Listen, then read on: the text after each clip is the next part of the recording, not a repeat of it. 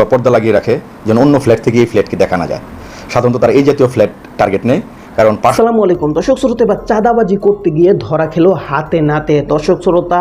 এবং এই দিকে মানব সেবার কাজের পাশে কি করছেন ব্যারিস্টার সুমন। দর্শক, ব্যারিস্টার সুমন সাহেব কিন্তু এমপি হওয়ার পর এবং এমপি হওয়ার আগেও কিন্তু তিনি মানব সেবা করে গিয়েছেন এবং বিভিন্ন অসহায় মানুষ এবং রাস্তাঘাটের কিন্তু তিনি নির্মাণ কাজ করে গিয়েছেন। দর্শক শ্রোতা, অবশেষে এটাকে হলো আজকে ভিডিওটি দেখলে কিন্তু আপনারা অনেক তথ্য জানতে পারবেন, যার কারণে সম্পূর্ণ ভিডিওটা না টেনে দেখতে চেষ্টা করবেন। তো কথা না বলে চলুন আমরা ভিডিও মূল আলোচনা চলে যাই। ভিডিও মূল আলোচনা চলে যাওয়ার আগে আপনার কাছে আমার ছোট করে একটু অনুরোধ, আপনি যদি প্রত্যেক মুহূর্তের আপডেট পেয়ে যান তো অবশ্যই চ্যানেল সাবস্ক্রাইব করে দেবেন এবং পাশে থাকা বেল আইকনটি ক্লিক করে দেবেন, তাহলে প্রত্যেক মুহূর্তের আপডেটটি সবার আগে পৌঁছবে আপনার কাছে। দর্শক, কথা না বলে চলুন আমরা আসলে ঘটনাটাকে সে বিষয়ে আমরা বিস্তারিত দেখে আসি। সাইজ অত্যন্ত শর্ট এবং সে 6 থেকে 11 ইঞ্চি জায়গা হলেই সে ঢুকে যেতে পারে। রাজধানীর ডেমরার মাথুয়াল এলাকার 9 তলা এই ভবনটির 7ম তলার একটি ফ্ল্যাটের বাসিন্দা গোলাম রাব্বানী 23 এপ্রিল গ্রামের বাড়ি থেকে ফিরে দেখতে পান আলমারি ভাঙা, ঘরের জিনিসপত্র ছড়ানো ছিটানো। চুরি হয়ে গেছে নগদ টাকা, কয়েকটি দেশের মুদ্রা, স্বর্ণালংকার সহ 30 থেকে 35 লাখ টাকার মূল্যবান সামগ্রী। তবে অবাক করা বিষয়, ঘরের দরজা জানালা সবই আছে অক্ষত। ঘটনাস্থল পরিদর্শন করে পুলিশ নিশ্চিত হয় চোর ফ্ল্যাটের ভিতরে প্রবেশ করেছিল রান্নাঘরের ভেন্টিলেটর দিয়ে। 11x8 ইঞ্চি এই ভেন্টিলেটর দিয়েই প্রবেশ করেছিল চোর। চুরি শেষে বের হয়েছিল একই জায়গা দিয়ে। অত্যন্ত দুর্ধর্ষ প্রকৃতির সেই চোর ভবনটির সিসি ক্যামেরার ফুটেজ থেকে নিজেকে আড়াল করতে ব্যবহার করেছিল ভিন্ন রাস্তা। দুটি ভবনের মাঝখানের এই ফাঁকা জায়গা দিয়ে সে উঠে যায় 6 তলা পর্যন্ত। আর এসব তথ্য বেরিয়ে এসছে চুরির ঘটনায় জড়িত একমাত্র সেই চোরকে গ্রেফতারের পর। 1, 2, 3 ঢাকায় জমি জিতে নিন 100% ক্যাশব্যাক সহ 20 কোটি টাকার পুরস্কার। সে তার মামার সাথে শেয়ার করতেছিল যে আল্লাহ মুখ ফিরিয়ে তাকিয়েছেন, এক কাজ দিয়েই অনেক দিন চলা যাবে। সাথে সাথে চুরি করার পরের দিনই সে মোটর সাইকেল কেনার জন্য একটা দোকানে যাওয়ার চেষ্টা করছিল, যে সে একটা মোটর সাইকেল কিনবে। তার বাবাকে শেয়ার করতেছিল যে সে একটি গ্যারেজ দিবে, একটা ওয়ার্কশপ দিতে চায়। বেসিক্যালি তাকে স্টাডি করতে গিয়ে আমরা যা পেয়েছি যে সে ইতিপূর্বে আরও 5 থেকে 6টি চুরির মামলার আসামি। সাইজ অত্যন্ত শর্ট এবং সে 6 থেকে 11 ইঞ্চি জায়গা হলেই সে ঢুকে যেতে পারে। দুর্ধর্ষ প্রকৃতির চোর এবং সে বাসায় ঢুকে প্রায় ঘণ্টাখানেক অবস্থান করে সকল জিনিসপত্র নিয়ে সে চলে যায়। এটির একটা ব্যাকগ্রাউন্ড পাওয়া গিয়েছে যে এই ছেলেটি চুরি করার পূর্বে তার যে মামা, সেই মামা আগে রেকি করে যে কোন কোন এলাকায় সে চুরি করতে পারবে। তারা লক্ষ্য করে যে বাসাগুলির কিছু বাসার বারান্দার মধ্যে কিছু পর্দা লাগানো থাকে, যে কাপড় নেড়ে রাখে বা পর্দা লাগিয়ে রাখে যেন অন্য ফ্ল্যাট থেকে এই ফ্ল্যাটকে দেখা না যায়। সাধারণত তারা এই জাতীয় ফ্ল্যাট টার্গেট নেয়, কারণ পার্শ্ববর্তী ফ্ল্যাট থেকেও সে ঢুকলে হয়তোবা তাকে দেখা যাবে না, নাম্বার 1। নাম্বার 2 হলো সে দেখে যে একই বাসায় 2 থেকে 3 দিন কোন কোন বাসায় লাইট অফ আছে এবং কোনোভাবেই লাইট জ্বলে না। তারা রেকি করে সকাল সন্ধ্যা বিকাল, যখন কোনোভাবে ওই বাসার লাইট জ্বলে না তখন তারা নিশ্চিত হয় যে এই বাসায় লোকজন ঢাকার বাইরে চলে গিয়েছেন। এবং এই বাসায় সিসি ক্যামেরা রয়েছে, কিন্তু অদ্ভুত বিষয় হলো আমরা সাধারণত সিসি ক্যামেরা সেট করি বাসার এন্ট্রি পয়েন্টগুলিতে, কলাপসিবল গেটের সামনে, গ্যারেজে, সিঁড়িতে, সবকটা জায়গায় সিসি ক্যামেরা ছিল, কিন্তু সেইটিকে সে আড়াল করেই সে বাড়ির পিছন দিক দিয়ে ঢুকে 2টি বাসার পাশাপাশি 2টি বিল্ডিং অনেকটা 2 পা দিয়ে 1 বাই 1 উপরে উঠে 6 তলায় উঠে তারপরে এই কাজটি সে সম্পন্ন করে। 1, 2, 3 ঢাকায় জমি জিতে নিন 100% ক্যাশব্যাক সহ 20 কোটি টাকার পুরস্কার।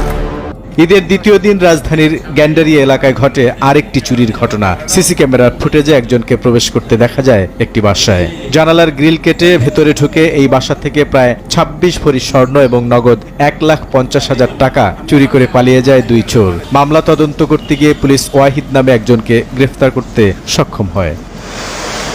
ওয়াহিদ পুলিশকে জানায় চুরি করা স্বর্ণালংকার এবং নগদ টাকা 2 ভাগ করা হয়েছিল। তার ভাগের টাকা নিয়ে কিছু ঋণ পরিশোধ করার পাশাপাশি পরিবার নিয়ে তিনি চলে যান কক্সবাজারে বেড়াতে। সেখানে কয়েকদিন কাটিয়ে ঢাকায় ফিরে আসেন, তবে চেহারা পাল্টে কেটে ফেলেন চুল দাড়ি যেন পুলিশ তাকে চিনতে না পারে। আর তার আরেক সহযোগী বনি তার ভাগের টাকায় কেনেন নতুন এসি, দামি ফ্রিজ এবং উন্নত মানের সিসি ক্যামেরা।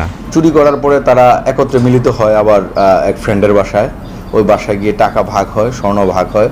সেই স্বর্ণ তারা পরবর্তী দিনে তাঁতীবাজারে বিক্রি করে এবং বিক্রি করে অদ্ভুত দৃশ্য, সে একজন ফ্রেন্ড তার বাসায় সিসি ক্যামেরা লাগায়, এয়ার কন্ডিশন লাগায়, নতুন ফ্রিজ কিনে, এবং সে পুলিশকে খেয়াল রাখার জন্য সে তার বাসায় সিসি ক্যামেরা সেট করে, যেন তাকে পুলিশ খুঁজলে যেন সে টের পেতে পারে। আরেক বন্ধু তার ওই যে স্বর্ণালঙ্কার বিক্রি করে তার বউ বাচ্চা নিয়ে সে কক্সবাজারে বেড়াতে চলে যায়, এবং সে 3 দিন থেকে কক্সবাজার থেকে বেরিয়ে ঢাকায় এসে সে অ্যাকচুয়ালি সে বিয়ার্ডের ছিল, সে এখন দাড়ি গোঁফ কামিয়ে সে এখন প্লেন লোক হয়ে গিয়েছে। পুলিশ বলছে গ্যান্ডারিয়ার চুরির ঘটনায় জড়িত বনি অন্য একটি মামলায় গোয়েন্দা পুলিশের হাতে গ্রেফতার হয়ে বর্তমানে কারাগারে আছেন। শতাধিক চুরির অভিযোগ আছে তার বিরুদ্ধে। বুলবুল রেজা, সময় সংবাদ। তো দর্শক, আপনারা ভিডিওটি দেখলেন, আর ভিডিও দেখে যদি আপনার কোনো মন্তব্য থাকে তাহলে অবশ্যই কমেন্ট বক্সে আপনার মূল্যবান মন্তব্য জানিয়ে দেবেন। দর্শক, এখন আমরা পরবর্তী আরেকটি ভিডিও দেখব, যেটা দ্বারা আমরা আরও কিছু তথ্য আমরা জানতে পারবো। দর্শক, চলুন আমরা সেই ভিডিও বিস্তারিত দেখে আসি। এই যে রসিদ আমাদের এরকম আমাদের প্রতি মাসিক বছরের রসিদ আছে, আপনাদের তো এইটা নিয়ে চেক করতে হবে। এইটাই যে বনানী মিরপুর উত্তর মানে উত্তর সিটি কর্পোরেশনের রসিদ। ঠিক আছে, রসিদ এখানে কয়টা রসিদ, কতটা রসিদ আপনি আমাকে এখানে ক্যামেরাতে দেখাতে পারবেন আমি জানি না। আপনি আমার ব্যক্তিগতভাবে আপনার প্রতি কোনো ধরনের সন্দেহ বা কোনো ধরনের আগ্রহ কোনো কিছুই নাই। প্রতিবেদনটি এসছে সেটি অবশ্যই একদম, হ্যাঁ, এটি ভয়ঙ্কর প্রতিবেদন। এটিকে আপনি সরাসরি কি নাকচ করছেন? এই সংখ্যা একটা খুব স্পষ্টভাবে সংখ্যাটা বলেছে যে তারা প্রমাণ সহকারে পেয়েছে মাত্র 65টি কবর তারা পেয়েছে, যাদেরকে আপনারা কবরস্থ করেছেন। আমাদের কাছে আসতে হবে, তো আমাদের কাছে আসতে হবে। এবং আমি এটা নিয়ে হাইকোর্ট পর্যন্ত গেছি, হাইকোর্টের রিট পিটিশন আপিল করছি, জানো আমি আমার বিধবা মামাদের বৈধভাবে ওপেন কবরস্থ করতে পারি, বৈধভাবে যেন আমি কবরস্থ করতে পারি, সেজন্য আমি পিটিশন পর্যন্ত ডালছি।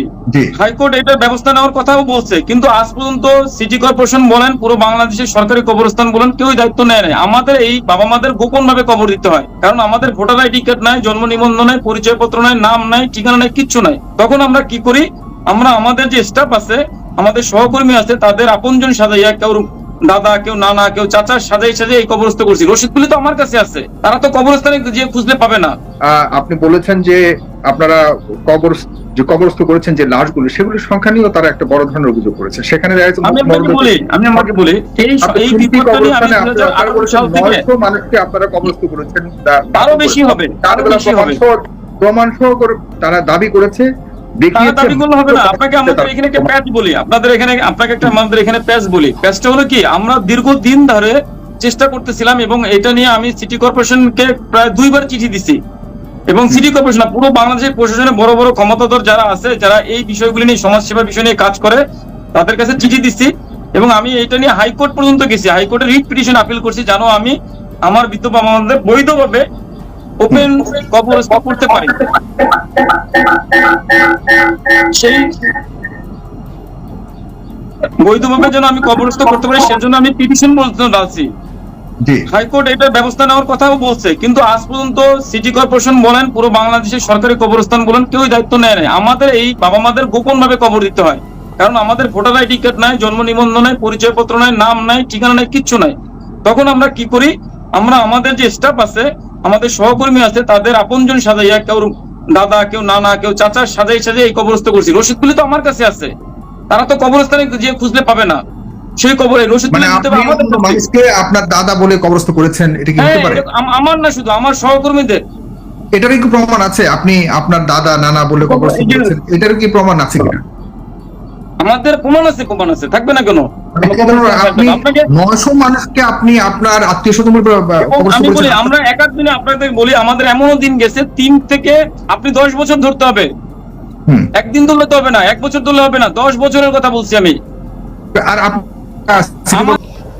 তো দর্শক, আপনার সম্পূর্ণ ভিডিও দেখলেন, আর সম্পূর্ণ ভিডিও দেখে যদি আপনার কোনো মন্তব্য থাকে তাহলে অবশ্যই কমেন্ট বক্সে আপনার মূল্যবান মন্তব্য জানিয়ে দেবেন। দর্শক, কথা বলতে বলতে আমরা ভিডিও শেষ পর্যায়ে চলে এসেছি। ভিডিও শেষ করার আগে আপনার কাছে আবার অনুরোধ করছি, আপনি প্রত্যেক মুহূর্তের আপডেট পেয়েছেন তো অবশ্যই চ্যানেল সাবস্ক্রাইব করে দেবেন এবং পাশে থাকা বেল আইকনটি ক্লিক করে দেবেন, তাহলে প্রত্যেক মুহূর্তের আপডেটটি সবার আগে পৌঁছাবে আপনার কাছে।